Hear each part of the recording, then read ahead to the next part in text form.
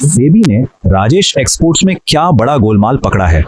15 लाख करोड़ रुपए। जी हाँ, इतना बड़ा आंकड़ा शेयर बाजार के एक बहुत बड़े झमेले की कहानी है। राजेश मेहता की ये Bangalore based company global level पर गोल्ड रिफाइनिंग और गहनों के एक्सपोर्ट का बड़ा नाम है।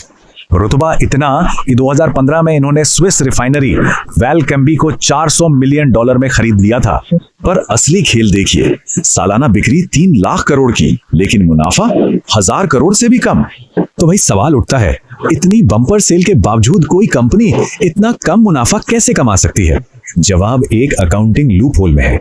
ये प्रोसेसिंग फीस नहीं, बल्कि पूरे सोने की कीमत को कमाई दिखाते थे।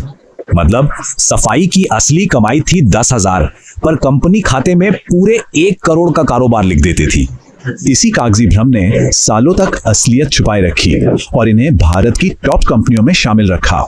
खैर, क्लाइंट रिकॉर्ड ना मिलने पर सेबी ने तुरंत एक्शन लिया और कंपनी के शेयर्स सीधे सस्पेंड कर दिए। इतना ही नहीं, कंपनी के मालिक राजेश मेहता के शेयर बाजार में ट्रेडिंग करने पर भी पूरा बैन लग गया। अब इस पूरे हेरफेर की तह तक जाने के लिए रेगुलेटर्स ने एक फॉरेंसिक ऑडिट का आदेश दे दिया है। लेकिन रुकिए, ये सिर्फ एक कंपनी का घोटाला नहीं है, इसके लपेटे में और भी बहुत कुछ आया है। सबसे हैरान करने वाली बात तो यह है कि LIC जैसी दिग्गज संस्था की भी इसमें 10% हिस्सेदारी है। यानी आम जनता के बीमे का गाढ़ी कमाई वाला पैसा इस सस्पेंडेड और जोखिम भरी संपत्ति में फंसा है।